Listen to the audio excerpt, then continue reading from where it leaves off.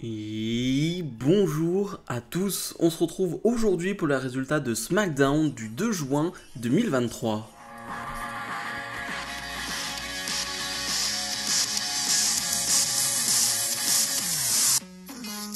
Le show qui s'ouvre avec le toujours champion des États-Unis Austin Theory qui a battu Sheamus la semaine dernière, mais surtout, eh bien, on a eu des vignettes juste avant, une grosse vidéo pour présenter Roman Reigns et surtout pour nous présenter ces 1000 jours de règne en tant que champion Universal. C'est un peu tout le thème de cette soirée, cette célébration autour de Roman Reigns.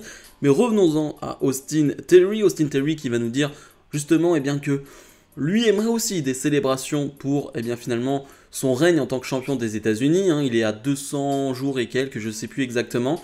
Mais voilà, pour les 300 jours, 400 jours, parce qu'il le dit, si on continue à me donner des gars comme Sheamus en tant que challenger, mon règne va durer assez longtemps. Finalement, il va présenter les Pretty Deadly, mais Sheamus et les Brawling Brutes vont arriver. On va se retrouver donc avec un 3 contre 3 qui va être excellent. Un combat qui va durer plus de 10 minutes. On va leur laisser beaucoup de temps à ces jeunes hommes. Je dis jeunes, bon, il y a Sheamus dans l'eau, excuse-moi Sheamus, mais non, ouais, on leur laisse pas mal de temps, et je m'attendais absolument pas. Pour le coup, je m'attendais à un petit match de 5-7 minutes, quelque chose comme ça. Non, on est sur un match de plus de 10 minutes, un très bon match par équipe, avec pas mal de suspense, et surtout, un public bouillant, un public qui va être à fond derrière les Brawling Brutes, et surtout, à fond derrière Sheamus, qui est vraiment très over en ce moment. C'est assez dingue, d'ailleurs, que Sheamus soit autant over. Alors moi, j'en suis ravi parce que Sheamus c'est vraiment excellent, il fait du très bon boulot depuis un petit moment et de le voir aussi supporté par le public, je trouve ça vraiment génial. Donc ça rend le match encore meilleur, je trouve.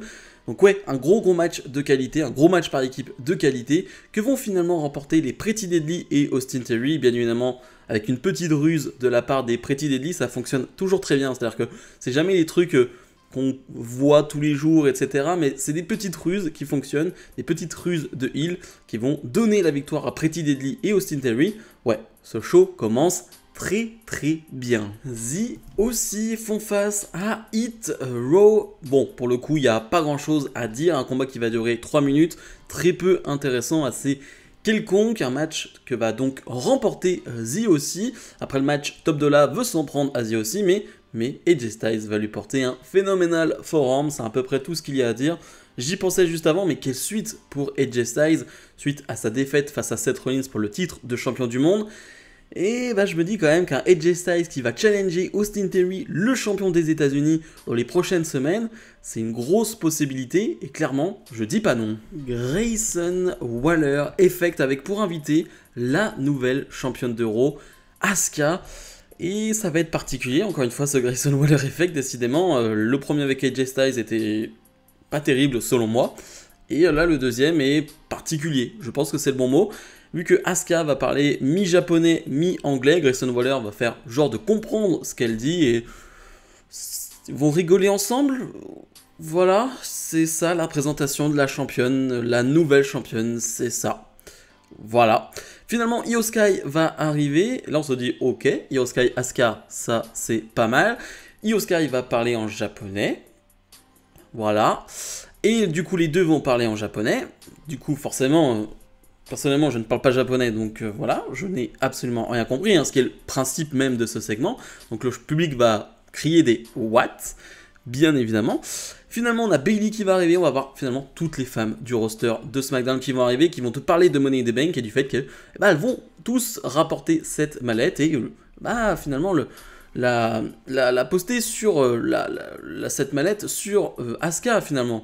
Et c'était pas terrible, hein. La seule qui fut finalement une promo intéressante, parce que tu vois que c'est la seule qui a l'habitude et c'est la seule qui a ce niveau au micro, et bien c'est Zelina Vega qui, elle, a le bon rythme, a le bon tempo, a le bon ton. Bref, voilà, elle sait faire une promo et ça se voit. D'ailleurs, Asuka va s'en aller et elle va se faire attaquer par Bianca Belair. Les deux vont être séparés par la sécurité. Est-ce que Bianca Belair va demander un rematch pour ce titre, hein? C'est une possibilité pour le coup. Et ouais. Certains pensaient que cette division allait mieux, justement, avec Asuka en tant que championne. Alors désolé, mais rien que ce segment prouve le contraire, et j'en suis vraiment désolé, et j'en suis triste, parce que j'aimerais bien que cette division soit mieux bookée, j'aimerais bien que cette division ait de l'importance pour certains. Mais bon, quand tu vois ce segment-là, tu te poses des questions. Match de qualification pour le Money in the Bank. Zelina Vega fait face à Lacey Evans. On a une Zelina Vega qui va être affaiblie tout au long de ce combat car Lacey Evans l'a attaqué avant le combat. Ce qui fait qu'on a une Zelina Vega qui est quasiment au sol tout le long de ce match. Alors un match qui n'est pas très long, qui va durer environ 3 minutes. Et surtout le public en a pas grand chose à faire. Et honnêtement, moi non plus. C'est-à-dire que vraiment Lacey Evans, on l'avait plus vu depuis un moment, elle revient là. Alors Zelina Vega est un petit peu over d'ailleurs quand sa musique avait retenti, voilà, le public était content, etc. Mais voilà, ça reste pas la folie non plus, et surtout dans ce match, le public essaie d'encourager Zelina Vega, mais c'est pas la folie, comme je l'ai dit. Finalement, Zelina Vega va réussir à reprendre le dessus avec seulement une seule prise et donc remporter ce combat et se qualifier pour le Money in the Bank. On va avoir un petit segment backstage où elle est avec la LWO et Santos Escobar, donc qui te dit que la semaine prochaine, lui aussi aura un match de qualification et les deux donc seront dans le Money in the Bank et possiblement vont gagner cette mallette. Bref.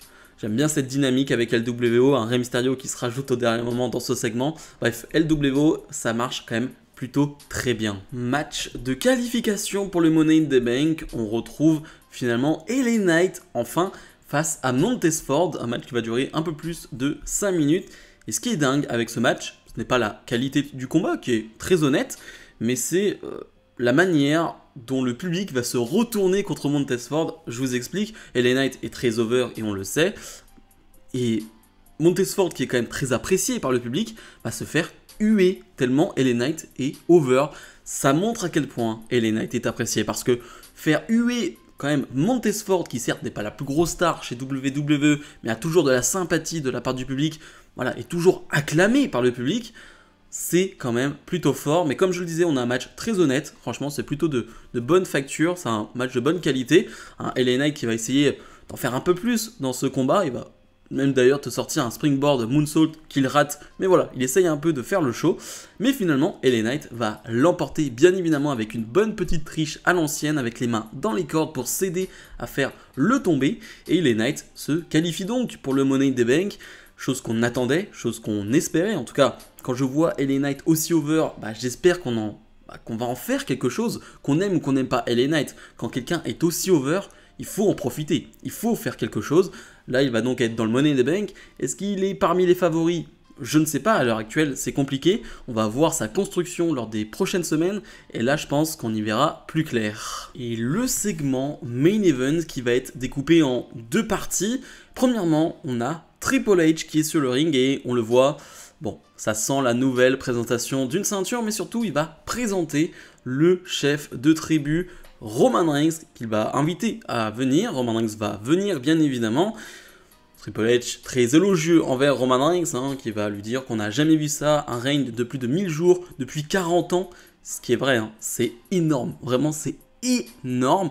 Et il va lui dire, mais tu sais quoi, on a un nouveau titre pour toi, un nouveau titre de champion Universal incontesté, et on lui présente ce nouveau titre. Donc en gros, les deux titres qu'il avait, donc WWE et Universal, vont être mis de côté, et il n'aura plus qu'un titre. Donc en gros, on a mis ensemble les deux titres pour en faire qu'un seul. Et d'ailleurs, le titre ressemble beaucoup au titre de champion WWE. Il est un peu plus sombre, il y a un peu plus de noir, même le doré ressort plus. Je trouve très joli. Voilà, c'est plutôt classique, parce qu'on a le gros WWE qui est...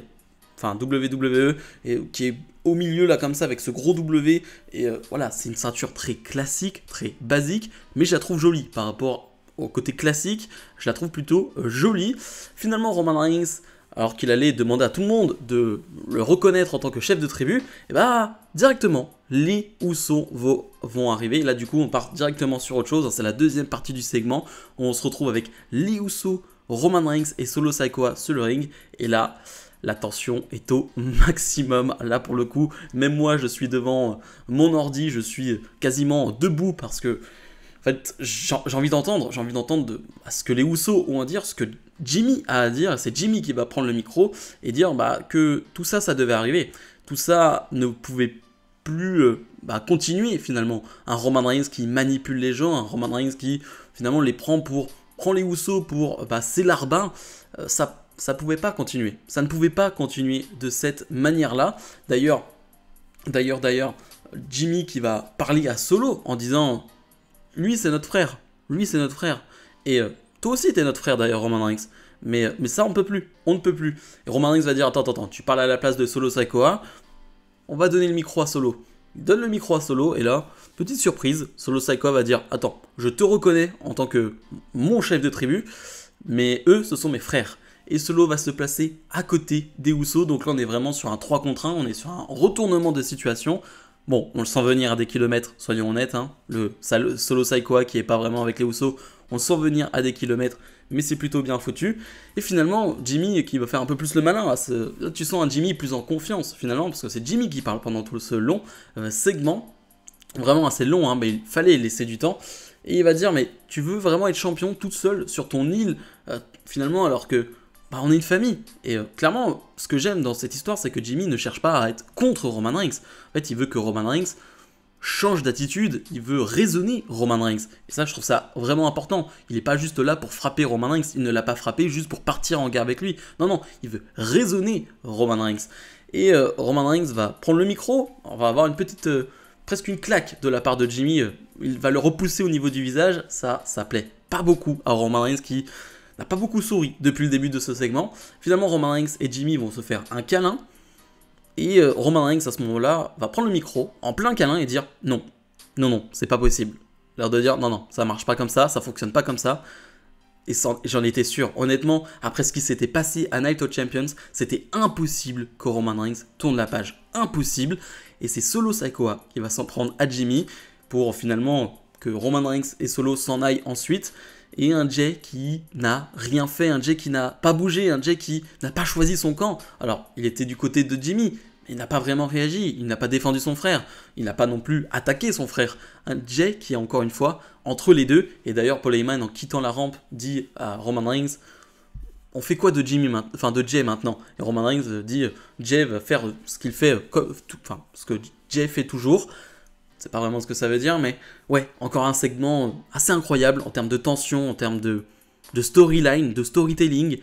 C'est fou, vraiment, et ça met des claques à tout ce qui se passe avant, même sur, j'ai envie de dire, tout ce qui se passe actuellement chez WWE, et pas pour rabaisser ce qui se passe actuellement chez WWE, mais ça, c'est tellement au-dessus de tout en termes de tension, en termes de dramaturgie, c'est tellement bien foutu que quand c'est aussi bien fait qu'aujourd'hui, encore une fois, à SmackDown, il faut le dire, on est quand même proche de la perfection et proche, j'ai envie de dire, de ce qui se fait de mieux, j'ai envie de dire, sur les dernières années chez WWE. Il faut quand même avoir ça en tête, on est sur une histoire de malade et c'est ce genre d'histoire qu'on n'aura pas tous les ans. Donc profitons de la Bloodline et de toute cette histoire. Bilan de ce SmackDown. Alors, SmackDown un peu bizarre parce qu'il y a 2 ou 3 segments que je trouve pas très fous, hein. Moi je pense surtout au segment féminin que vraiment je soufflais vraiment devant mon écran, je n'en pouvais plus. Mais quand tu as un segment de fin de 15 minutes avec la Bloodline qui est de ce niveau-là, en fait tu veux dire quoi? Tu retiens le segment des femmes qui dure 5 minutes ou tu retiens le main event de 15 minutes qui était assez extraordinaire? C'est assez facile de répondre à cette question. Tu retiens le main event, tu retiens les bons combats. Le premier combat 3 contre 3 qu'on a eu dans la soirée était bon. Montesford et LA Knight c'était sympa. Mais ouais, on retient aussi finalement ce nouveau titre qui a été introduit par Triple H, que je trouve pour le coup joli. Voilà, je préfère l'autre titre qui a été présenté il y a quelques semaines, mais je trouve joli. Voilà, je trouve pas moche, je trouve pas incroyable, je trouve joli. Mais ouais, forcément, quand tu as un SmackDown qui se finit sur ça, tu ne retiens que ça. Et ouais, encore une fois, c'était assez phénoménal. Vraiment, c'était assez phénoménal. Là, en plus, le show se termine vraiment là-dessus, donc ton esprit est vraiment que sur ça. Tu oublies presque tout ce qui s'est passé lors du show bleu, tu retiens que ça. Et il y a de quoi. Donc ma note, c'est un 8 sur 10. J'ai presque envie de dire, rien que pour le segment de fin, ça pourrait mériter un 10, honnêtement. Mais ouais, assez incroyable. Bref, comme d'habitude, n'oubliez pas de mettre le pouce vers le haut, de vous abonner. Nous, on se retrouve sûrement en live aujourd'hui sur ma chaîne Twitch Total Catch. Donc n'hésitez pas à aller vous abonner. Je mettrai le lien finalement en commentaire de cette vidéo. Salut